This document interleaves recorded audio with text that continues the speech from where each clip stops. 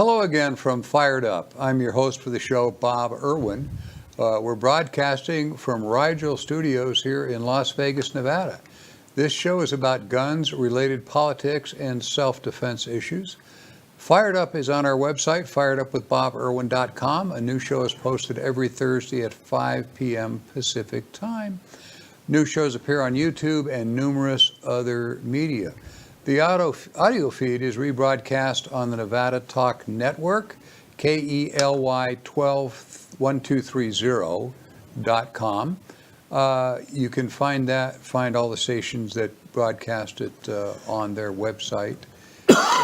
If you have questions or comments about the show, you can send an email to bob@firedupmail.com or leave a message on my home recorder, my office recorder rather, 702-257-1060.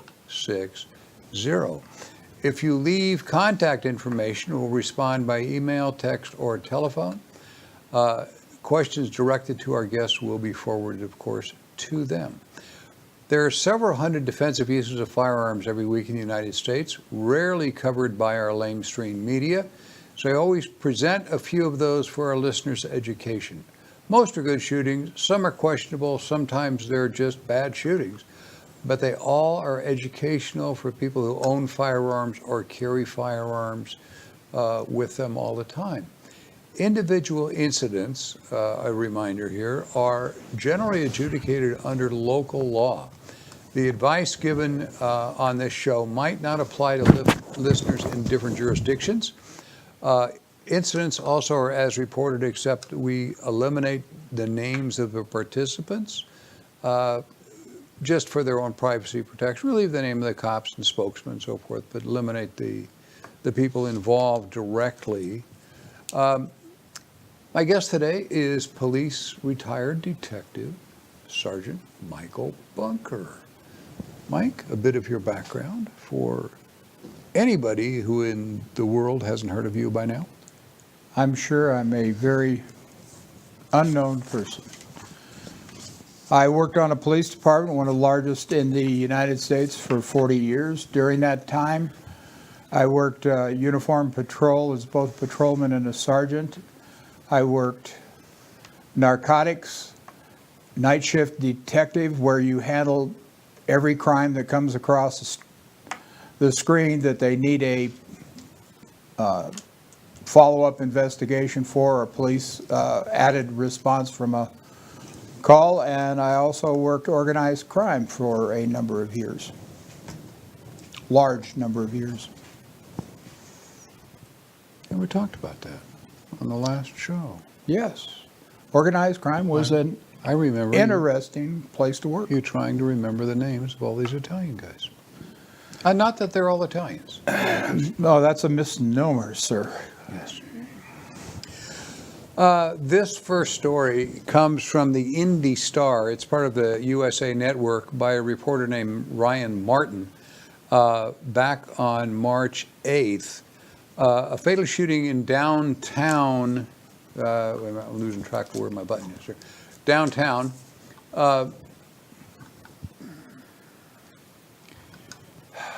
Downtown Indianapolis. I lost where I was on my monitor here. There we go. In shooting in downtown Indianapolis will not lead to criminal charges, the Marion County Prosecutor's Office said. On the afternoon of January 15, a 37-year-old passenger died inside a vehicle in the area of North Pennsylvania and East Michigan streets. The shooting occurred near the Minton Cape Hart Federal Building. Immediately prior to the shooting, the driver had asked the deceased multiple times to exit her vehicle, according to Michael Leffler. He's the spokesman for the prosecutor's office there.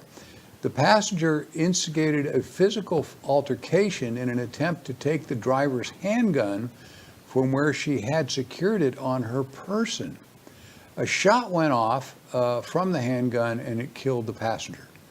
Indianapolis Metropolitan Police investigators questioned the unidentified female after the shooting. On Thursday, the prosecutor's office told the Indy Star that prosecutors will not pursue the charges as she held an Indiana license to carry her handgun publicly. This is a little confusing if you don't. They left a major part out here, which we need to kind of look at. It appears this was a for-hire vehicle. They didn't list the name of the company. It sounds like a Uber or Lyft or one of those. Now, there's lots of little companies doing the same thing, and we have no idea which company she worked for. But most all of them have policies where it's a fireable offense, meaning losing your job offense, if you are caught with a firearm in the vehicle while you have a passenger in the vehicle. Like convenience stores, employees are given a choice of keeping their jobs or keeping their lives under those policies. The choice is obvious to me. If you're dead, you don't need the job anyway. So it's pretty clear that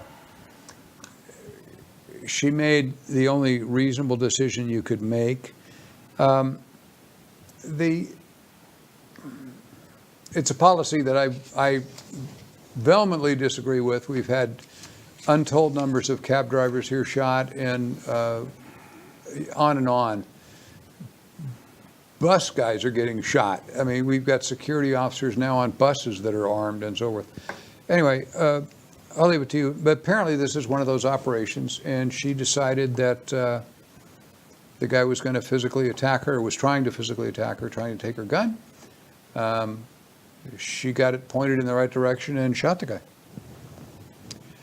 What do you think, Investigative Sergeant? I think it was a good shooting. It's not mentioned in the article, but the question would arise as to the deceased individual's criminal record. Of course, we can't see into his mind as what his intent was to take the firearm from the woman. Was it so he could rob her, so that he could shoot her, so that he could steal the car, or simply because he wanted to get away without paying? But once somebody is attacked and they are in fear of serious injury, which she would have been if he would have gotten a gun, she has the reasonable right to defend herself. Can't be more clear than that. I have to agree with the prosecutor and so forth in not charging her. I think she's probably dealing with more trouble from her employer if it's one of those companies that I'm thinking of. We don't know. They left that out of the article. Probably, or the police reports, probably just to protect her. They didn't give her name, so we have an unknown driver from an unknown company, but I can see what the prosecutors are doing to try and keep her out of trouble. It's, again, as I said, it's lose your life or lose your job. That's a rational decision. Fox 5 News reported on the 5th of March this month in Atlanta, Georgia, when an Atlanta man walked into his house on Arthur Street on Friday morning. He was startled when he saw an intruder. Police say that's when the homeowner grabbed his gun. He noticed a door was open. A man came out of a room yelling and screaming. This is inside the house. Came out of one of the house rooms, yelling and screaming at him. The homeowner pulled out a firearm and fired several shots because he felt like his life was in danger. This is according to Atlanta police officer Stephanie Brown. Wounded, the intruder ran out the back door. He made it to Cooper Street, about a mile away. He knocked on a man's door begging for water. He told me he had been, this is the second home guy speaking. He told me he had been shot and needed water. I told him I wasn't going to give him any water. He needed to call 911, said the man who answered the door. Police showed up, and it didn't take them long to figure out the man with the bullet wounds in his leg was the intruder from a home over on Arthur Street. He was charged with criminal trespass. Fox 5 had learned the 28-year-old intruder was also charged with criminal trespass just 3 weeks ago. In that case, the homeowner on Lucille Avenue found the same guy inside his home. That homeowner left and called 911, and the responding officers arrested the perp. This is again from Officer Brown. We advise homeowners to exit the property, call the police so we can handle it. That's generally good advice if you can do that. The homeowner on Arthur Street handled things differently. A neighbor said he did the right thing. I'm going to clean up the wording here a little bit in quoting him. Nobody's got business on that property but the homeowner. That's private property. I'm surprised he didn't kill the guy. That's always interesting when the neighbors second guess you, but that's okay. They do that. Police say the homeowner will not be facing any charges, which is the one that really matters. This is another career bad guy that repeats and repeats the same pattern. He will likely continue until some intended victim shoots him, as most of these guys eventually get shot. Crime stats bear out that a small percentage of the population commits about 80-90% of the crime.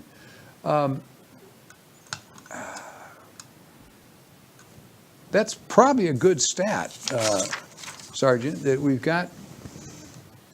I know they've got a detail in this department you used to work for that handles these guys that are perpetually committing the same crimes.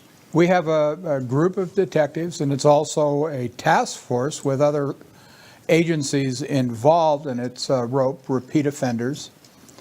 And through a significantly complicated process, through a variety of different people having their input, the targets of the bad guys are put to follow up on. And, you know, the individual in question would have had multiple offenses, multiple convictions, and then they set out and they do an investigative effort and arrest and have the guy tried as a repeat offender. As a repeat offender, if you've been convicted of other crimes, you can get either a habitual criminal as a repeat offender, which is a enhancing offense. Yeah, you can actually turn, I think the rule used to be when I was acting as a bailiff, I'm not up on it anymore, but they would 10 misdemeanors were charged as a felony. I'm not sure about that, but 10, usually a habitual criminal will have 3 or more felony convictions within a specific period of time. And there's all kinds of various plateaus that they have to reach before they get to there. But I'm surprised that the individual here was arrested for criminal trespass. That's burglary. You know, it's criminal trespass sounds kind of, oh, he was just standing there and not doing anything. Look, he's in your house. It's obvious that he had some substantial criminal intent.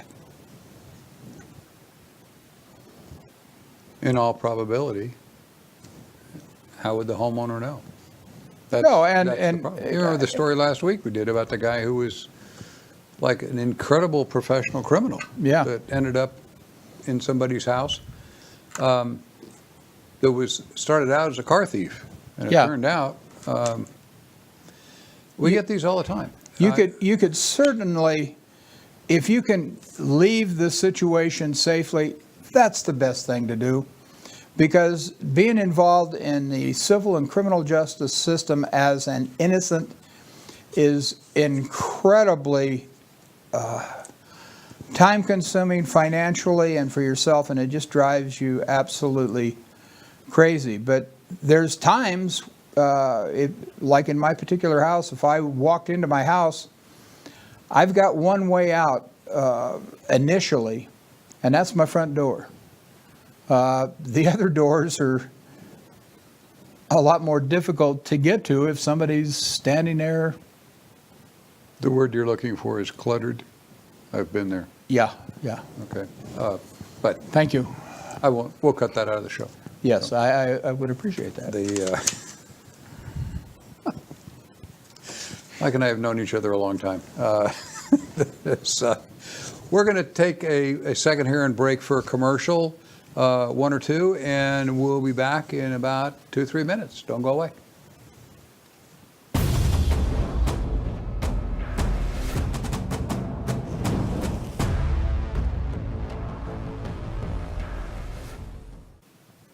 Our new Fired Up logo merchandise is available online at firedupwithboberwinstore.com. We have our orange camo pattern shirts, as you can see here.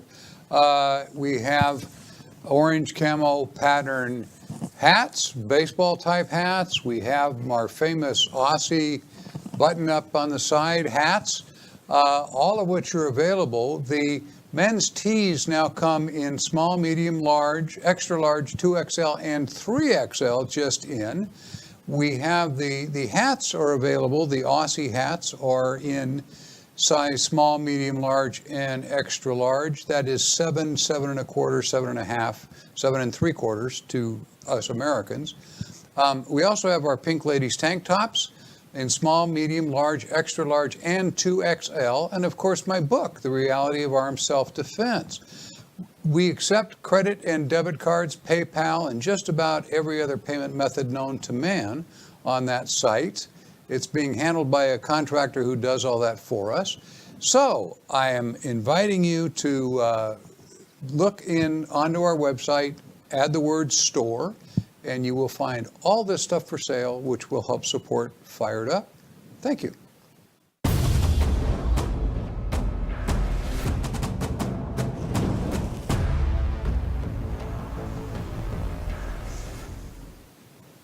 And we are back. I want to take a second to show you the new artwork we have on our now embroidered hats that come with that are on our website, firedupwithboberwinstore.com.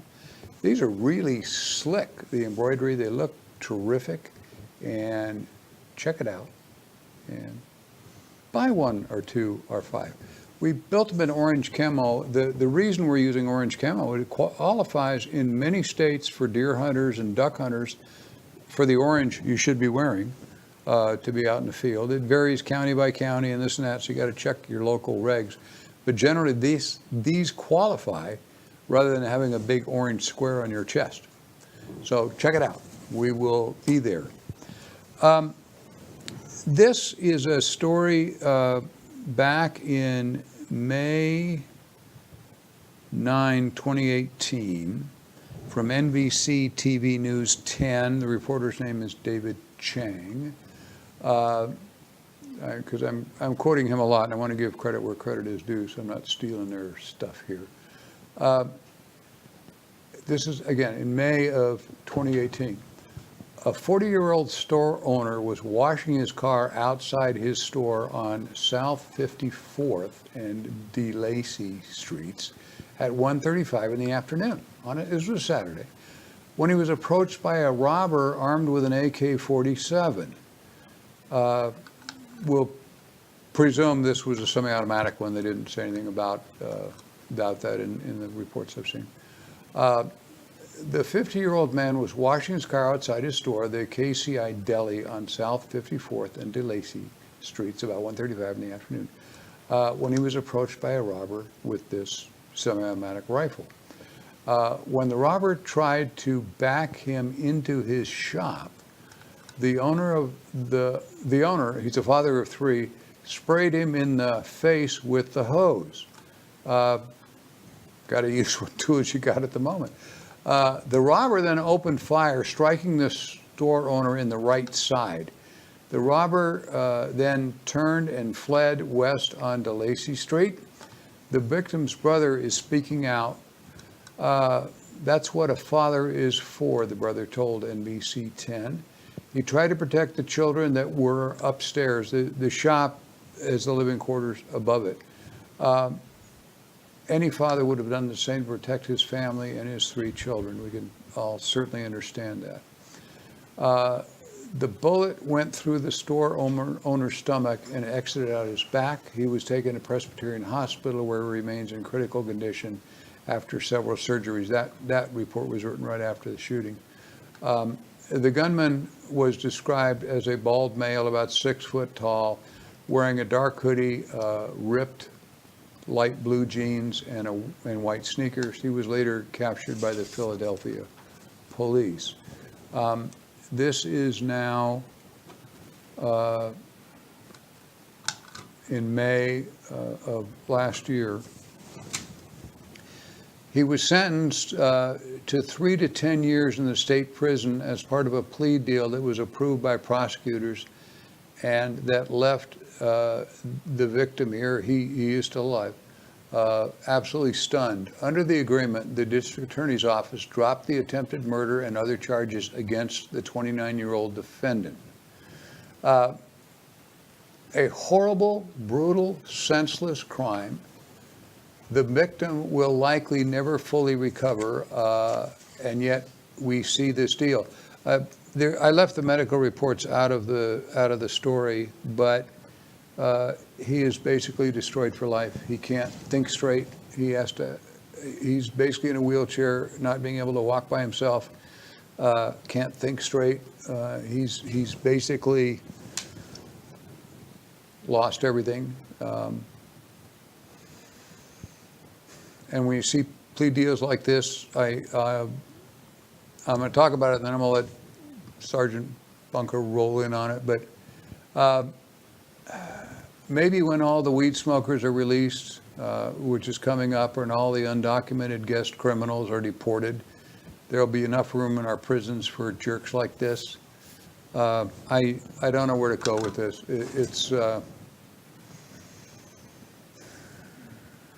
This is just plain wrong. And I know the jail overcrowding's got to be the same thing. I know we've had the experience here where we were out together sometimes. We couldn't arrest somebody because the jail said, don't book anybody, you can't take them. That certainly has happened more than once. At the jail decree we had here many years ago, the judge told us, well, you have too many people in jail. You decide who gets out, or we do. And that's when a number of misdemeanor citations came into the scope of the police department, where you would write people for criminal acts that they normally would have been arrested for. You wrote them a ticket. Some of the tickets were certainly worthwhile. It made sense. Why do you want to take somebody to jail, even if they're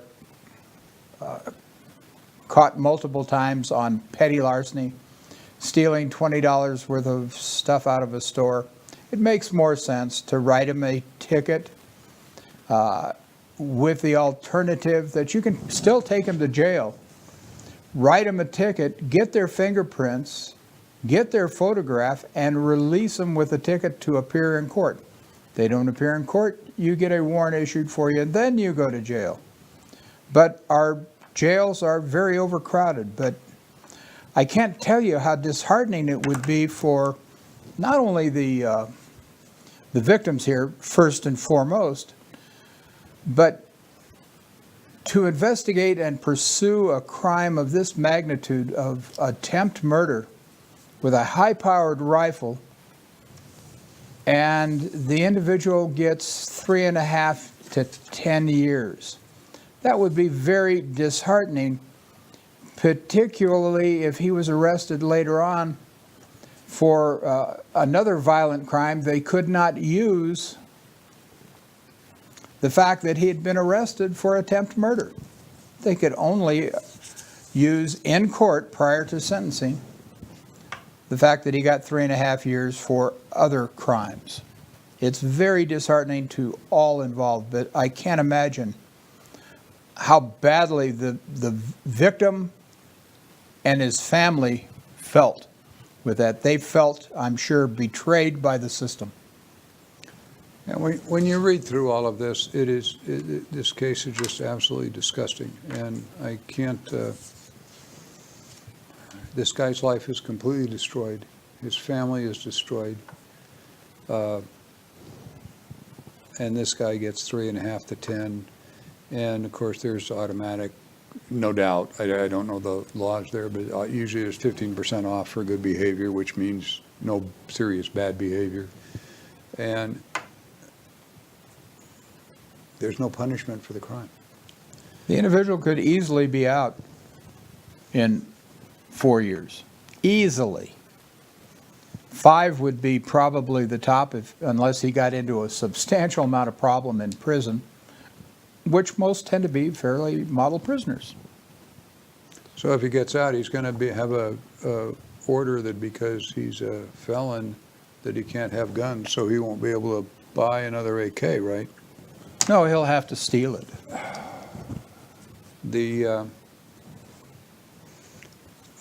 just no way to go with this. I'm just hate it, and we are looking at this is the problem. If you have a teenager and he keeps ducking school and you keep forgiving him, and do you expect you're going to change his behavior? You're not going to change their behavior unless there is reasonable assurance of punishment. There has to be some retribution from society for guys who take semi-automatic rifles and just randomly shoot people for nothing. Anyway, the Friends of the NRA is having a huge fundraiser and dinner coming up here on April 6th at the Palace Station. Tickets start at $75. If you haven't been to one of these, a lot of manufacturers donate guns to the NRA, so the NRA uses it as a fundraiser. They have drawings, and you can win a whole lot of really valuable guns. And you see a lot of guns that you can't find because the manufacturers donated the first 10 or 15 or 100 to the NRA, and the rest of them are all sold when they're things that are really cool, like semi-automatic 22 Magnum pistols and a lot of stuff like that you can't find. They've got them, and they're marked NRA Special or Friends of the NRA. Anyway, you can get to the dinner and get a dinner and a few starter things for $75. They have all kinds of packages for buying tables, and you get more extra tickets and so forth and so on. You can contact the Friends of the NRA. They're at 308-8038 or CCS Gunsmithing here at 2216 South Rainbow. It's right in that shopping center with a big Harley-Davidson store there. You can call them direct at 702-365-1732. CCS is owned by my friend Chris Eifelt, who's appeared on the show a lot. Go by and check out what he's got for sale in his store and get your tickets to the NRA banquet. He will be there, so will his darling bride. So you're going to miss a great event if you don't attend. You can check out our recent shows at firedupwithbob.com. It contains recent shows, older shows being added as we can. The commercials that keep us on the air, so please patronize our sponsors. Capitalism wins every time. That includes buying one of these really cool hats. Wasn't that cool? It was in focus. These are really slick. I was so impressed when I picked these up. We'll be back next Thursday on our website and on YouTube at the American Guns and Glory Network. When watching any media, please subscribe. Any of the videos you see of the show, so whatever you're looking at it's all over the place because we don't charge people to put it on their stations. I'm forever getting calls from people who live in places I've never heard of that are watching the show. All you got to do is when you see this show, there'll be on your computer somewhere a button or click that says subscribe. You can do that, and you'll automatically get a show. You can get our logo merchandise again at firedupwithboberwinstore.com. We are just about out of time. Don't forget the Nevada Talk Network. If you want to listen to it on the radio, all across Nevada. It runs on Saturdays at noon on KELY1230.com. I thank you all for supporting Fired Up. Mike, thank you for appearing once again. The longer you're here, the more likely they're going to hear a war story that you don't want out there, especially if we're running long. I wasn't there, and I've got witnesses. And you deny everything. We don't have video because back then we didn't have everybody walking around with cameras, so Thank goodness. you just have to take our word for it. Nothing bizarre ever happened when the two of us were chasing bad guys around Las Vegas. Have a good weekend. We'll see you next week. Thanks for watching.